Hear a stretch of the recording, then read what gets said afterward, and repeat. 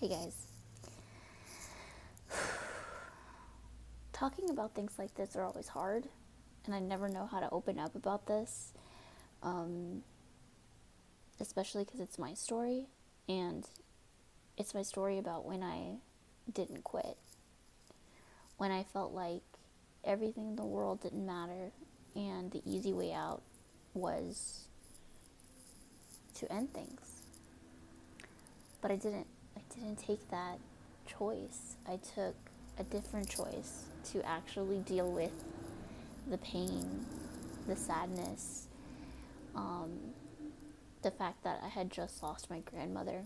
I was 19 years old, and I felt like without her, there was nothing else worth living for. That without her, I wasn't going to be able to stand up to people who were mean, people who were putting me down. I thought that without her support, I wasn't going to be able to go through everything by myself. I didn't think I was strong enough. But little did I know, there was a fire inside of me, a fire that just needed a little bit of more fuel to ignite, to continue keep going. And I lit that fire. I fueled it. I took all that anger, all that pain, all that hurt, all that sadness, and put it towards helping other people. Because I never want people to feel like ending your life is the only choice.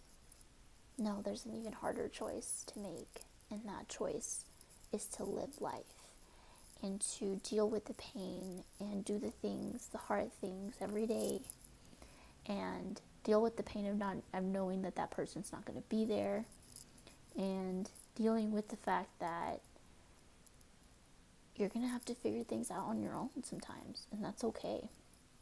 It's okay to feel like sometimes you don't have it all together. It's okay to feel like, it's okay, sorry, I get emotional because it's like, it's so hard when I start thinking about my grandma and just thinking about everything that she taught me. And it's, guys, she taught me to be a fighter. In quitting my life, quitting at who I'm supposed to be, that's not a choice I wanted to make. And so I remember sitting down, and I had no plans or anything, but I had these thoughts of, oh my gosh, what would life be if I was just not here, right? Life would be so much easier. People wouldn't care if I was here. That wasn't true. That wasn't true. Those were things that in my head I thought were true, but they weren't, you guys. And so I just wanted to share a little vulnerability about me, and a moment of weakness that I had, a moment of weakness, but also a moment of true courage, and facing fears and facing pain, and that's when I lost my grandma. And so if you're going through something like this, if you are in a current situation where your life is just not great, it'll pass, you guys. It'll pass. Like, I think of my life, and I cry right now because I think of my life now, and I think of all the good things that have happened since being, since that 19-year-old crying in her room, deciding that life was not gonna be okay.